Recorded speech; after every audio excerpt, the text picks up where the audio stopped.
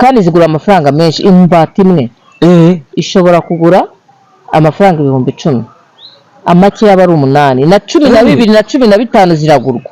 ese abibeshya ko imbata nta kamaro zifite baribeshya. Ikintu nashishikariza abantu rero, yego ndabashishikariza kujya mu bworozi bw'imbata. Bayikaze ubworozi bw'imbata ni ubworozi bumaze guhindura ubuzima bw'abantu benshi mu Rwanda. Nawe bwahindura ubuzima bwawe. Ukeneye imbata zo korora cyangwa se andi makuru yisumbuyeho, waduhandikira cyangwa se kuduhamagara kuri iyi nimero 07 42 85 61 4. Yes, iri ni ijwi ryanyu kabisa, ijwi ry'aborozi. Reka turebere hamwe ibintu 7 ugomba kwitaho mbere yuko utangira uyu mushinga ubworozi bw'imbata, n'andi makuru yose uzazikeneraho nahangaha uzajya uyasanga. Yes, twaguha ikaze. Niba warakoze subscribe uri umuntu umugabo cyane, kanda like, uduhe igitekerezo muri commentaire. Ku makuru yisumbuyeho watwandikira kuri nimero ureba kuri screen yawe. Yes, twabaha ikaze. Duckies farming. Uyu mutu yakwirebera ubworozi bw'imbata. Imbata ni ikintu kiza cyane kitagoye mu kucyorora kandi kikagira umusaruro ndetse n'amafaranga menshi cyane. Aha mu Rwanda hari abantu benshi zamaze guhindurira ubuzima, nawe zaguhindurira ubuzima. Ducky belong to family Anatidae. Imbata zibarizwa mu muryango w'ibiguruka bita Anatidae. Umuryango w'ibiguruka imbata zibarizwamo ubarizwamo n'izindi nkoko nk'ibishuhe. Reka turebere hamwe amateka magufi avuga ku mbata, hanyuma turebere hamwe bya bintu 7 nabemereye nk'itangira video ugomba kwitaho mbere yuko utangira uyu mushinga ubworozi bw'imbata. Yes, ikaze twari bahaye, namwe niba mwabiduhaye muri twandikire muri commentaire. Kandi turabashimiye kuba mwafunguye iyi video, bivuze ko mwiteguye kwiga, mwiteguye ubumenyi buzabahindurira ubuzima. Yes, uri umuntu udasanzwe kabisa gufungura ikiganiro gifite title imeze gutya, witeguye kwiga, witeguye guhindura ubuzima. Hari ibindi byinshi wari kureba, ariko kuba uhisemo iyi video bivuze ko udasanzwe. Yes, like twayikanze, subscribe yo ni nk'ihame kabisa kugira ngo dukomeze twihugure. Yes, mateka magufi avuga ku mbata rero, ibintu tugiye tubivimuzi ubimenye neza, usobanukirwe ikintu uko cyakabaye. Yes, tudatarutse step nimwe. Reka tubaze turebere hamwe imbata, hanyuma ibyo bintu 7 nabasezeranije ngomba kubabwira kabisa. Ikindi, ubwoko bw'imbata n'andi makuru menshi wazikenera, uburyo zorwa, uburyo zitabwaho, ibyo byose nahangaha uzajya ubisanga. Yes, subscribe niba warikanze, ibintu bizaba byoroshye cyane. Uzajya uhita ubona video muri notification yawe, ubundi dukomeze twige, twihugure, twiteze imbere. Yes, iri ni ijwi ry'aborozi, ijwi ryanyu kabisa. Yes, the revolutionary history of duckies back from millions of years ago. Imbata ubundi zabaga mu mashyamba mu myaka ya kera yabanje, dore ko inyamaswa nyinshi cyangwa se amatungo yororwa n'abantu muri iki kinyejana. Mbere ntabwo ariko byahoze, inyamaswa nyinshi zabaga mu mashyamba, ariko uko iterambere ry'abantu ryagendaga ryiyongera, abantu bagendaga badopta inyamaswa bakazivana mu ishyamba bakazorora, bityo zigatangira kuba amatungo yo mu rugo. Imbata nazo mu myaka igira muri miliyoni hagati ya 20 na 30 imbata zabaga mu mashyamba.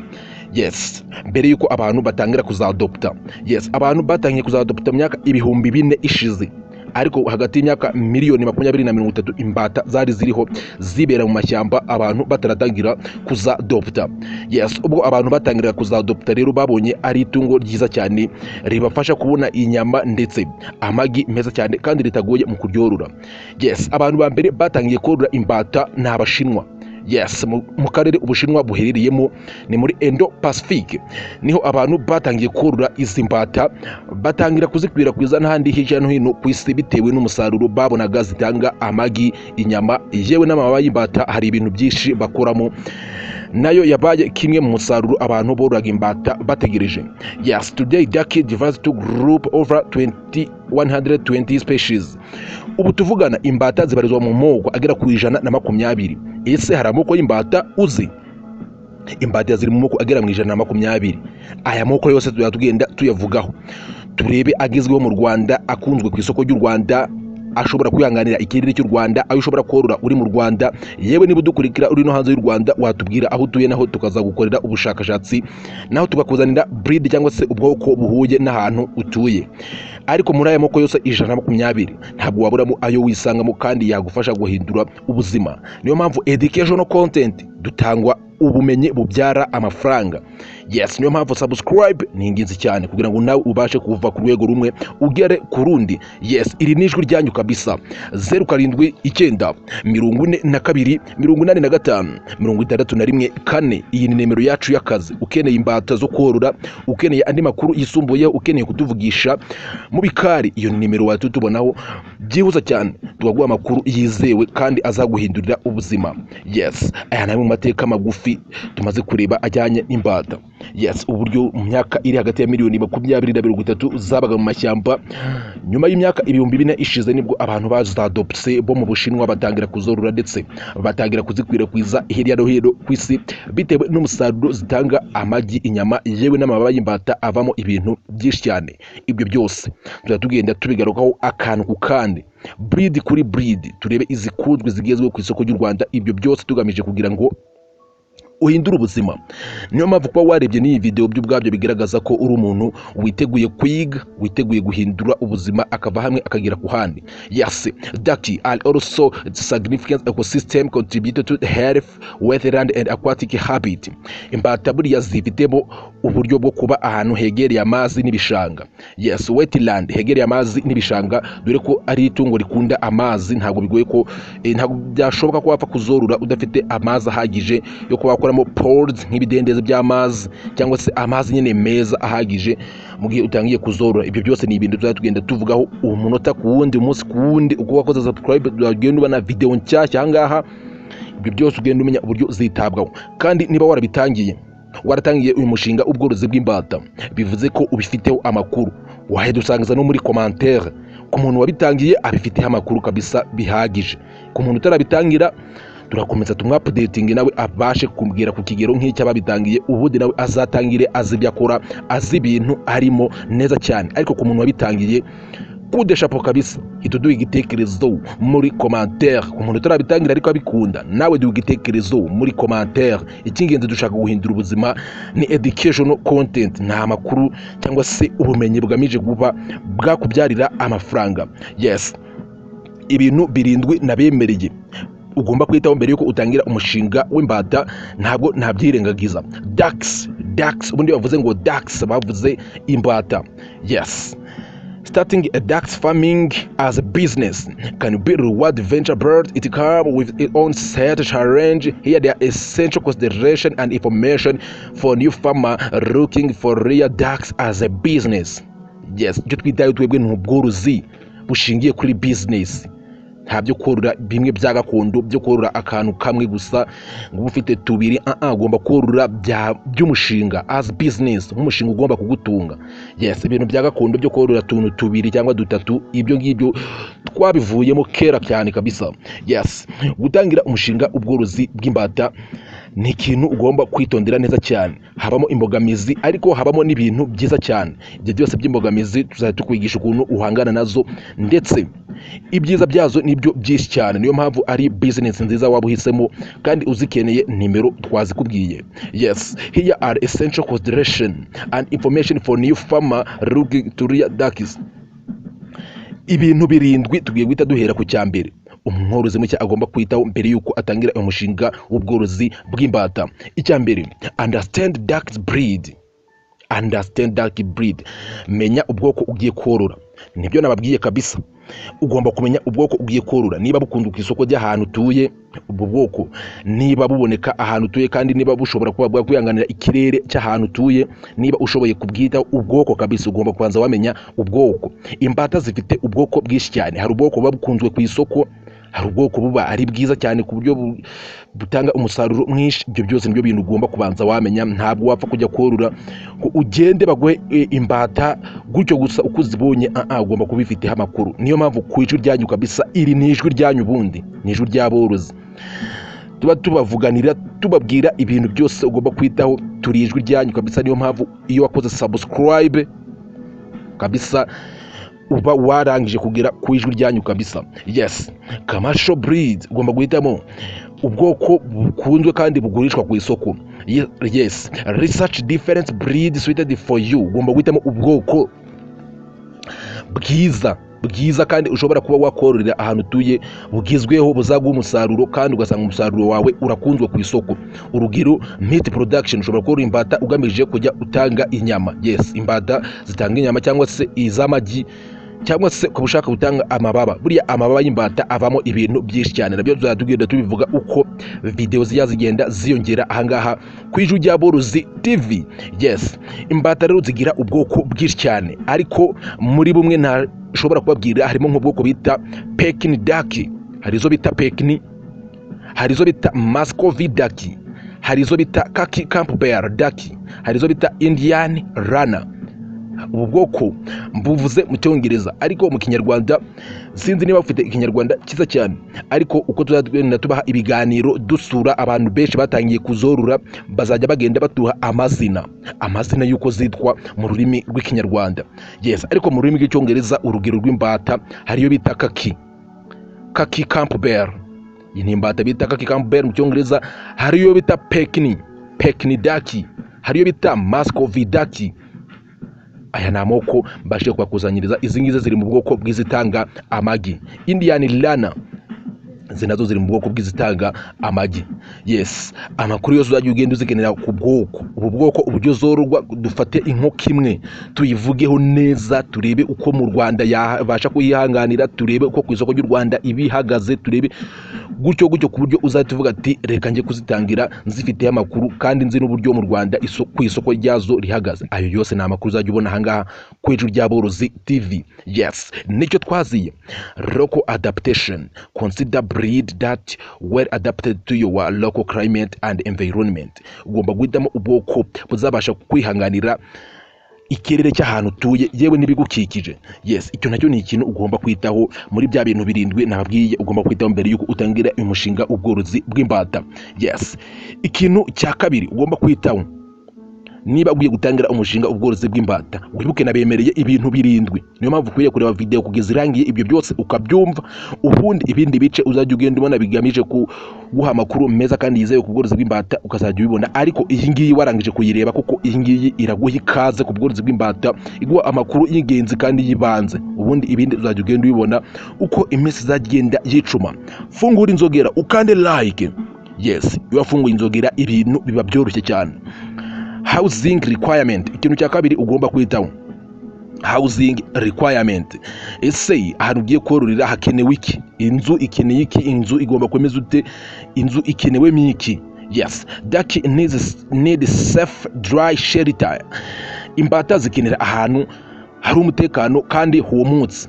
Yes, protect them from predators, hazirinda ibyonyi bishobora kuba byazangiriza. Urugero abajura nabo babarizwa mu byonyi, ndetse n'ibindi bintu byose bishobora kuba byazangiriza nk'amaputsi cyangwa se ibindi bintu, yewe n'imbwa. Ibyo byose ni ibintu bibarizwa mu byonyi. Ahantu hagomba kuba hari protected. Harsh weather, hatagira ibintu by'ubukonje bishobora kuba bwazitera indwara. Ensure that proper ventilation, hagira akayaga keza kandi kisanzuye. And space to move around. Yes, n'ahantu hisanzuye ho kuba zatemberera. Imbata buriya zikenera gutembera, zikenera akanya ko gutembera, kugendagenda. Ugomba kuba ufite space to move around, ahantu kuba zagendagenda zitembera. Yes, breeding, use straw wood shaving. Niba watagiye kuzororera mu nzu rero ugomba kuba ufite isaso, wood shaving or dry leaves, cyangwa se amababi yumye yo kujya uzikiraho ukazisasira. Ayo mababi ashobora kuba yafata nk'ubuhehere bushobora kuva mu byo zitumye, kugira ngo ahantu hataba nk'igishanga hagakonje cyane ariho ziba. Yes, aho ziba hagomba kuba humutse, hari iryo saso, wood shaving or dry leaves, cyangwa se amababi yumye ashobora kuba yafata ubuhehere that can absorb moisture. Yes, ikintu cya gatatu ugomba kwitaho mu gihe ugiye korora izi mbata. Need water, duck require access to water. Imbata zikenera amazi, icyo kintu cyo ugomba kucyitaho. Ibintu maze kubabwira by'isaso, by'amababi yumye, ibyo ni ahantu mu nzu ziba, ahantu zirara. Ariko ahantu hanze niba uzorora hari igice cyo mu nzu. Yes, reka tubyumve neza, hari igice cyo mu nzu aho zirara no hanze hagomba kuba hari amazi yisanzuye. Pod ni ikidendezi cy'amazi zigomba kujya ziyuhagiramo, ndetse and free area to move, zifite n'ahantu kuba zakwisanzurira aho ni hanze, ariko mu nzu hakaba zifite igice cy'isaso ahantu heza nyine ho kurara, kugira ngo ibintu duhise tubyumva neza cyane. Duck need access water for drinking and swimming, zikenera amazi meza yo kunywa ndetse no kogamo. Pond ni ibidendezi or small water through there. Yes, joke enjoy and breathing cleaning themselves. Yes, ayo mazi agomba kuba ari meza, zikajya ziyuhagira ndetse zinoga zisa neza zinayanywa. Yes, agomba kuba ari muri pond mu kidendezi cyangwa se ahandi hantu ushobora kuba warateganyirije heza. Ibyo byose ni ibintu uzajya ugenda ubona no mu buryo buri pratique. Turi ijwi ryanyu kabisa, byadusura aborozi babashije kuzorora, turebe ukuntu bimeze kuri terrain. Yes, niyo mpamvu nyine ntabwo wahisemo nabi kabisa kuza ku ijwi ry'aborozi TV. Uzajya ugenda ubona izindi update nyinshi cyane uko iminsi izagenda yicuma. Yes, water quality, ayo mazi agomba kuba ari meza. Maintain clean water to prevent disease, ayo mazi agomba kuba ari meza azirinda indwara. Regular change and filtration may be necessary. Ayo mazi aka kantu tukumve neza, ayo mazi basize muri pod, ayo mazi ari mu kidendezi cyangwa se ayo mazi yose ziyuhagira, ugomba kujya uyahindura. Ugomba kujya uyahindura kuko amazi yamaze hanze nk'iminsi ngahe ari mu kidendezi ahita aza mu dukoko, niyo mpamvu bari kutubwira ngo regular change, ugomba kujya uyahindura bihoraho. And filtration may be necessary, ukanayayungurura. Ayo mazi ugomba kujya uyayungurura kandi ukayahindura uko iminsi igenda yicuma kugira ngo atazamo udukoko. Ni ibintu bizwi neza ko amazi ari hanze mu kidendezi, yewe na leta ibishishikariza abantu bitewe nuko ari ibintu bishobora kuba byatuma abantu barwara na malaria. Yes, na malaria ziva mu bidendezi by'amazi. Niyo mpamvu rero ibintu by'ibidendezi niba imbata zibikeneye, ntabwo ugomba kujya ubirekera aho ngaho ngo bimare ukwezi, ngo bimare iminsi runaka utarahindura ayo mazi. Ni ibintu bita byangiza imbata zawe. Ikindi ukanayungurura. Filtration may be necessary. Aya ni amakuru y'ingenzi bya bintu birindwi nabemereye ugomba guhita mbere yuko utangira umushinga w'imbata. Yes, icyakane feeding, uburyo uzigaburira. Yes, balanced diet, ugomba kuziha iryo yuzuye. Balanced diet that include commercial duck feed, tolerant to duck and egg starter, grower and layers. Yes, ugomba kuziha iryo yuzuye bitewe n'ikigero cy'ubukure zigezeho. Izikivuka starter ziha ibiryo zitangiriraho, growers izitangiye kugera ku kigero cyo hejuru, layers nizatangiye gutera. Izo zose ukajya ugenda uziha ibiryo ukurikije icyiciro cy'ubukure zigezeho. Yes, supplementing diet, consider supplementing with green and vegetables, carb, which ensure nutritional leaves and meat. Yes, supplement, ukaziha ibintu by'ibirungo. Yes, ibintu bijyanye n'ibirungo kabisa, niko twabyita, ni nk'ibirungo ariko in general muri make ni ibintu bijyanye n'impeke, nk'ibinyampeke zirabikenera, vegetables, ibintu bijyanye n'imboga n'imbuto, ibyatsi, ni ibintu by'ibyatsi muri make nibyo biri muri iki cyiciro bita supplementing diet. Yes, nutritional need are meat, ibyo nabyo nibyo ziba zikeneye. Yes, iki nacyo ni ikintu cy'ingenzi ugomba kwitaho. Ku mwanya wa gatanu, health management, ni ibintu birindwi nabemereye, tugeze ku cya gatanu. Niba utari kubyumva neza ibyo twahereyeho, ariko ngira ngo ni ibintu byumvikana, namwe muri abantu bakuru bubamo byumva neza cyane. Ahubwo aho wagira ikibazo cyangwa se igitekerezo watwandikira muri commentaire. Waba ukeneye imbata, ukeneye andi makuru yisumbuye yuko twakuvugisha mu gikari, wahatukoresha iyi nimero 07 42 85 61 4, ubundi bintu tukabigenza neza cyane. Ku mwanya wa gatanu, health management, veterinary care. Ese uri umuveterineri? Gutangira ubworozi bw'imbata ntabwo bisaba kuba uri umuveterineri, ojya. Ahubwo amakuru tugenda tuguha yagufasha kuba wazivura, cyangwa se mu gihe byaba bibaye ngombwa wagira umuntu wagufasha kuzivura, ariko nawe ushobora kuzivura cyangwa se ukadutumaho mu bikari, cyangwa se ugakoresha amakuru tugenda tuguha ahangaha, ibintu ukabyikurikiranira neza cyane. Nicyo twaziye kabisa, turi ijwi ry'aborozi, ijwi ryanyu kabisa.